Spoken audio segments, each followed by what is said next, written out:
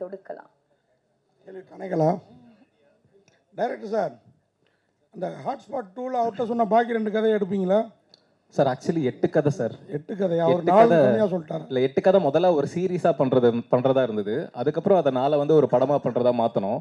So 4 கதை அவர்கிட்ட சொன்னேன், அதுதான் பண்ணுறதா இருந்தது. பட் அது 2020 ஆரம்பிச்சது. அதுக்கப்புறம் அப்படியே டைம் ஆக ஆக ஒரு 2 கதையை மாற்றணும். அது அவர்கிட்ட சொல்லலை.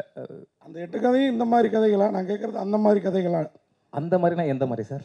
இந்த மாதிரி கதையான்னு நீங்கள் எந்த மாதிரி நினைக்கிறீங்களோ அந்த மாதிரியாகவும் இருக்கலாம், வேற மாதிரியாகவும் இருக்கலாம், தெரியல சார். அப்புறம் ஒரு விஷயம், நாங்கள் உங்களை வந்து ட்ரெய்லர் லான்ச் அப்போ கொஞ்சம் கேட்டோம், வருத்தப்பட்டோம் அப்படின்லாம் சொன்னீங்க. அப்புறம் படத்தை ரொம்ப பாராட்டினோம். ஆனால் அதை கொஞ்சம் அட்வான்டேஜாக எடுத்துட்டீங்களோ? ஏன் சார், ஏன் அப்படி சொல்கிறீங்க? இங்கே இருக்க போஸ்டர் பாருங்க, பாக்கி எல்லாரும் கையை சும்மா வச்சுட்டு இருக்காங்க.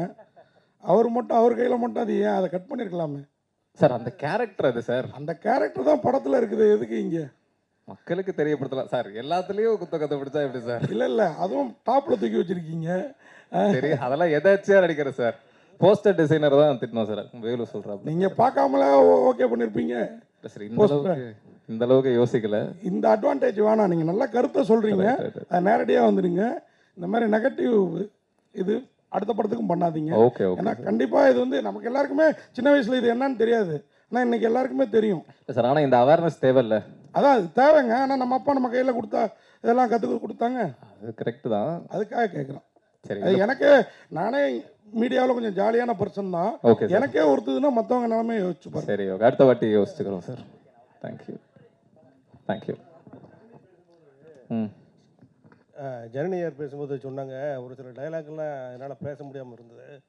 அந்த டைலாக்லாம் மாற்ற சொன்னேன். அவ்வளோ வல்கராக டைலாக்லாம் கொடுத்தீங்களா அவங்களுக்கு? எந்த டைலாக் அவங்க மாற்ற சொன்னாங்க சார்? 3 வருஷம் முன்னாடி எடுத்த கதை இது. 3 வருஷம் 4 வருஷமா, அதனால் ஞாபகம் இல்லை சார் என்ன டைலாக் தூக்கணும்னு. என்ன டைலாக் தூக்கணும் நீங்கள் பேசணும்னு சார் ஆசைப்படுறாரு சார். நிஜமா ஞாபகம் இல்லை, பட் எனக்கு 2-3 லைன்ஸ் வந்து கொஞ்சம் மாற்ற சொன்னதான் ஞாபகம். ஸோ அவ்வளோதான். அதனால தான் நான் ஃபீல் பண்ணேன் கொஞ்சம் டார்ச்சர் பண்ணிட்டனோ அப்படின்னு. மற்றபடி வேறு எதுவும் இல்லை. நிறைய கேள்விகள் கேட்டுகிட்டே இருந்தேன், இது எப்படி இருக்கும், இது எப்படி போகும், அந்த மாதிரி ரொம்ப அவரை கேள்வி கேட்டுகிட்டே இருந்தேன். மேபி அதுதான் அவர் கொஞ்சம் இரிட்டேட் ஆகிருக்குமோ அப்படி சொல்லி நான் சொன்னேன். இதில் ஒரு கேள்வி கேட்டு அப்படிலாம் எதுவுமே தப்பாலாம் இல்லை, கவலைப்படாதீங்க. சாரி. ஆமாம், கதை வந்து இது வரைக்கும் நான் பண்ணாத கதையாக இருந்தது. அண்ட் ஆல்சோ அது ஒரு எண்டில் வந்து ஒரு நல்ல விஷயம் டெலிவர் ஆகுது, ஒரு நல்ல மெசேஜ், ப்ரீச்சியாக இல்லாமல் சீன்ஸாக கன்வே ஆகுது. ஸோ நான் வந்து ஒரே மாதிரி படங்கள் பண்ணாமல் சம்திங் ஒரு போல்ட் கேரக்டராக இருந்தது. ஸோ அதனால் பண்ணணும்னு நினச்சேன், அவ்வளோதான்.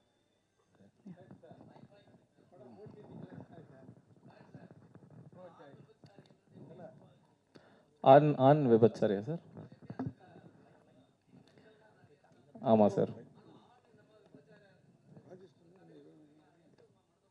நான் 2012 அந்த மாதிரி ஒரு விஷயத்தை கேள்விப்பட்டேன் சார். அப்போ தான் எனக்கு அப்படி ஒரு விஷயம் இருக்குதுன்றதே தெரிய வந்தது. ஸோ அதுக்கப்புறம் கதை எழுதும்போது நேச்சுரலி அது வச்சா இன்ட்ரெஸ்டிங்காக இருக்கும் அப்படின்னு தோணுச்சு சார். அதனால தான் sir. Sir Saravanan OTT producer தான் சொல்லணும். ஓடிடி டாக்ஸ் போயிட்டுருக்கு சார். ப்ராப்ளி வித்தின் வீக் ஒரு நல்ல இது நம்புகிறோம். சரவணன் அந்த திண்டுக்கல் சரவணன் கிட்ட கொடுங்க. வணக்கம் சார். வணக்கம் சார். கொஞ்ச நாளாக காணும் நீங்கள் சினிமா ஃபீல்டுலேயே. ஆமாம் சார். ரொம்ப நாள் வெயிட் பண்ணி நல்ல படமாக தான் பண்ணியிருக்கீங்க.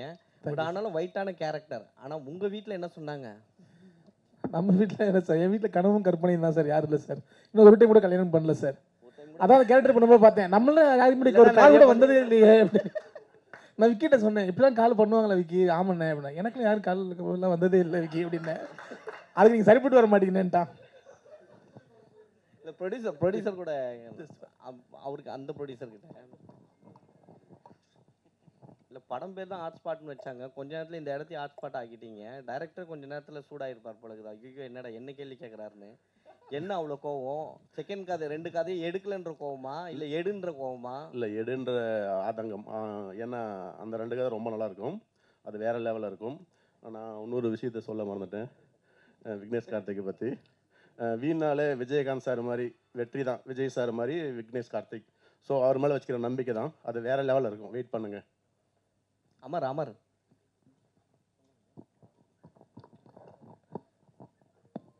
சொல்லுங்க. அமர் உங்களது கூட நல்லா தான் இருக்கு போர்ஷன். Thanks. செமையா நல்லா பண்ணிருக்கீங்க. தேங்க்ஸ். ஜனனி ஐயர் சட்டையை பிடிச்சோன்னு உங்களுக்கு என்ன தோணுச்சு? சட்டையை பிடிச்சா என்ன தோணும்? அதெல்லாம் ஒன்றும் இல்லைண்ணா. அது கேமரா லைட் எல்லாம் இருக்குல்ல, என்ன தோணும்? சாதாரணமாகவே அவங்கள பார்த்தா ஒரு லவ் பண்ற ஃபீல் வந்துடும். சரிண்ணே. யாருக்குண்ணே? எல்லாருக்குமே. ஏன்னா அவ்வளோ அழகா இருப்பாங்க. ஆமாண்ணே. ஸோ உங்க போர்ஷன் அந்த மிரட்டுற தோணியை அவங்க பயங்கரம் மிரட்டி இருப்பாங்க. ஆமாண்ணே. அப்போ பயந்தண்ணே நிஜமாலே. ஐயோ ஏதாவது தெரியாமல் ஏதாவது பட்டுக்கிடுச்சுன்னா அடிச்சிருவாங்களோ அப்படின்னு ஒரு பயம் இருந்ததுண்ணே. பட் எல்லாரும் இருக்கும்போது நமக்கும் தெரியும்ல இவ்வளோதான் நடக்கும் அப்படின்னு. அதனால அவ்வளோதானே நடந்தது. இல்லை இந்த மாதிரி ஏதாவது லைஃப்ல ஏதாவது ஃப்ரெண்டு கூட்டு போயிருக்கானுங்களா? அந்த மாதிரி ஃப்ரெண்டே இல்லைண்ணே. அந்த மாதிரி ஃப்ரெண்ட் இல்லை, அண்ணனை மாதிரி ஒரு அண்ணன் இல்லை. Thanks sir. டைரக்டர் சார், அந்த மாதிரி தமிழ் சினிமாவில் எவ்வளவோ பெண் உரிமை கதைகள் வந்திருக்குது. ஆனால் இந்த படத்தில் நீங்கள் நான் தான் இந்த படத்தில் நீங்கள் பண்ணியிருக்கிற பெண் உரிமை உண்மையாகவே ஆமாம்ல அப்படின்னு தோண வச்சுது. தேங்க்யூ. அதுவும் ஒரு இந்த படத்தோட வெற்றிக்கு மெயின் நன்றி காரணம். நன்றி நன்றி. அவன் நம்ம அப்படி அதாவது நான் என் ரிவ்யூவில் கூட சொல்லியிருப்பேன், கொஞ்சம் நமக்கு ஆண் புத்தி ஜாஸ்தின்னு வச்சுக்கோங்களேன். ஆனால் நமக்கே தோணுது அப்படிங்கிற அதை எப்படி அதை கரெக்டாக பதமாக என்ன மாதிரி ஆள் கூட ஒத்துக்கிற மாதிரி எடுத்திருந்தீங்க இல்லையா? அது வந்து உண்மையாக நீங்கள் அந்த மாதிரி கேரக்டர் யாராவது சந்திச்சிருக்கீங்களா இல்லை கற்பனை தானா? இல்லை சார், எல்லாருமே நானும் வளர்ந்த பீரியடில் ஸ்டார்டிங்கில் அப்படி தான் இருந்திருப்பேன்ல. ஒரு கட்டத்துக்கு அப்புறம் புரிதல் வந்து இல்லை இது தப்பு இது சரி அப்படின்னு தோணி அங்கேருந்து மாறுறது தான் சார். ஸோ செல்ஃப் ரியலைசேஷன் தான் மெயின் சார். ஜி அந்த பாட் அதான் அந்த காண்டம் வச்சிருக்க சீன்ஸு, அதுக்கு தக்காளி சட்னின்னு ஏன் தோணுச்சு? உனக்கு வந்தா ரத்தம் எனக்கு வந்தா தக்காளி சட்னியா, அந்த ஐடியா தான் சார்.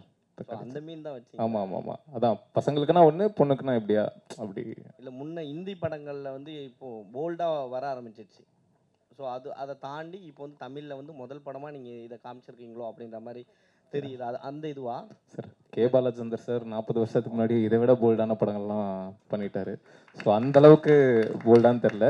அவர் எனக்கு ரொம்ப பிடிக்கும். ஸோ ஏதோ நம்ம ஓரளவு. ஏன்னா இந்த படத்தில் ஒரு சீன்ஸ் வந்து அம்மாவே காட்டியிருப்பீங்க, லாட்ஜில் காட்டுற மாதிரி. அது பெரிய விஷயம். அந்த சீக்வன்ஸே வந்து தாங்க முடியாது. ஏன்னா அது அப்புறம் கட் பண்ணி பார்த்ததுக்கப்புறம் தான் நீங்கள் வேறு மாதிரியான இது காமிப்பீங்க. ஸோ அந்த சீன் எடுக்கும் போதே பயங்கர இதுவாக இருந்திருக்குமே, ப்ரெஷர் அதிகமாக இருந்திருக்குமே, இது என்ன பேசுவாங்களோ அப்படின்ற மாதிரி.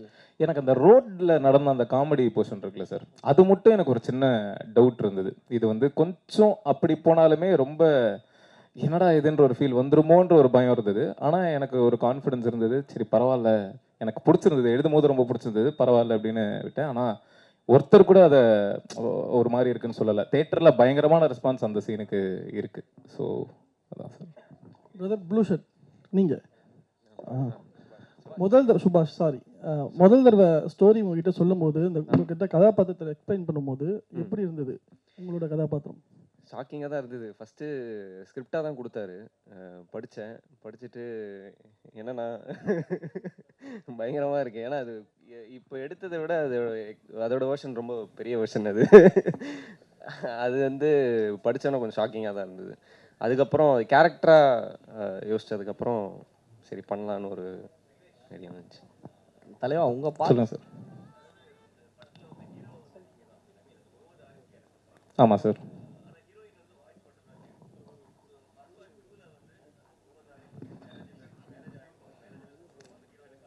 சார் ஹாட்ஸ்பாட் 2 நான் அந்த ஆங்கிள் என்ன யோசிக்கவே இல்லை. வெறுமனே விட்ட 2 கதை, அது போக 2 கதை, அப்படி தான் இருக்குது. இந்த கனெக்டிங் பாயிண்ட் இன்னும் நான் ஆக்சுவலி இந்த படம் முதல்ல பண்ணும்போது தனித்தனியாக 4 கதையாக தான் இருந்தது. சிலுக்கருப்பட்டி மாதிரி தான் இருந்தது. சிலுக்கருப்பட்டி மாதிரி லவ் ஸ்டோரிஸ் மாதிரி தனி 4 கதைகளாக தான் இருந்தது. ரிலீஸ்க்கு ஒரு 40 நாள் முன்னாடி தான் அந்த டைரக்டர் ப்ரொடியூசர் கிட்ட சொல்கிற அந்த கதையை எழுதி கனெக்டிங் பாயிண்ட்டை வச்சு இன்டர்வல் பிளாக் வச்சு அது 40 நாள் முன்னாடி எழுதி அங்கேருந்து ஒரு வாரத்தில் ஷூட்டிங் பண்ணி அதுக்கப்புறம் முடிச்சு டப்புன்னு ரிலீஸ் பண்ணது தான். அது லாஸ்ட் மினிட் ஐடியா தான். ஸோ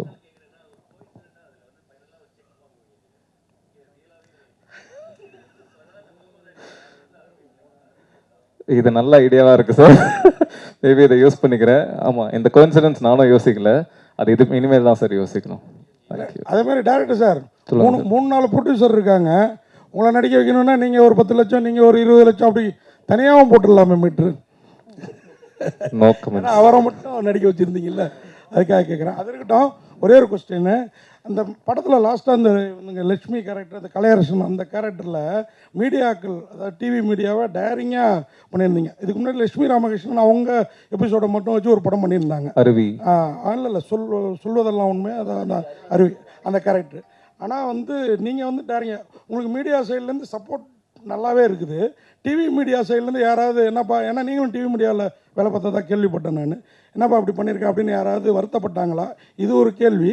அப்புறம் இன்னொரு கேள்வி, அதையும் கேட்டுறேன் நான், என்னை இதோட முடிக்க சொல்லிட்டாங்க. இன்னொரு கேள்வி, அதாவது இந்த படம் நீங்கள் இப்போ தவிக்கிறீங்களே, இந்த செகண்ட் வீக்கு புஷ் பண்ண வேண்டியிருக்குது, படம் நல்லா இருக்குன்னு டாக் போய் இப்போ தான் மக்கள் வர்றாங்கன்ட்டு. இந்த படத்துக்கு ப்ரொமோஷன் இன்னும் கொஞ்சம் நல்லா இருந்தால், இன்னும் கொஞ்சம் வாரமே ரீச் இன்னும் பெரிய லெவலில் இருந்திருக்கும்.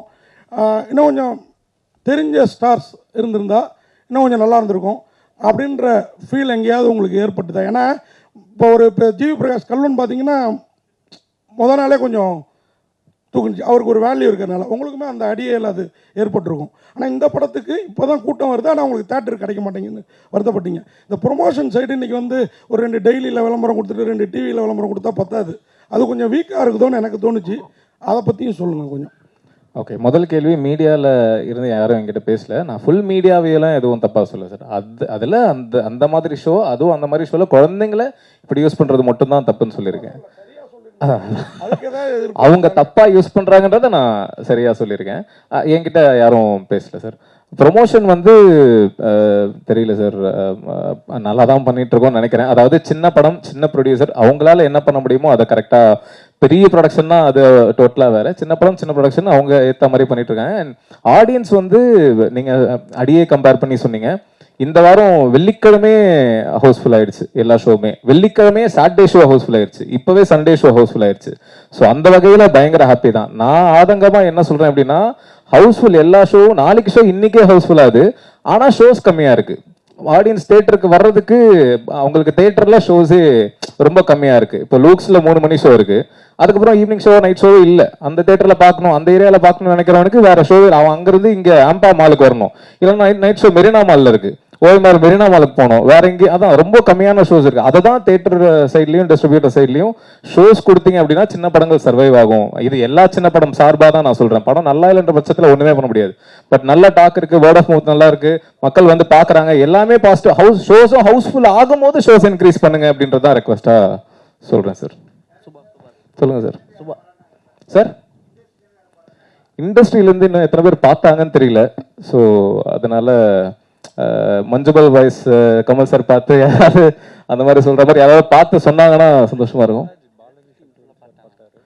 பாலா சக்திவேல் சார் பார்த்தாரு சார். பார்த்துட்டு அவரு ரொம்ப பிடிச்சிருக்குன்னு வீடியோ கொடுத்துருந்தாரு.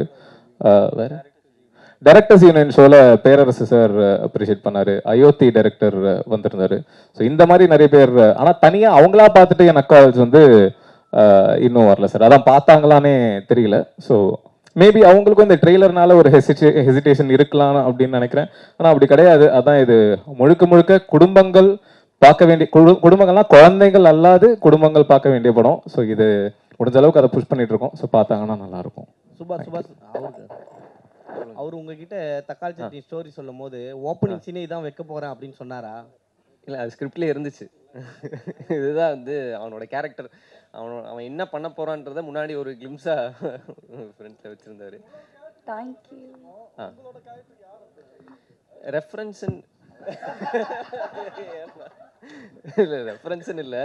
இதுக்கு முன்னாடி இந்த கேரக்டர் மேல் ப்ராஸ்டியூஷன் பற்றி மட்டும் இல்லை, அதில் அவனோட ஐடியாலஜி, லவ் வேற லஸ்ட் வேறன்னு சொல்கிறவனோட ஐடியாலஜி பற்றி தான்.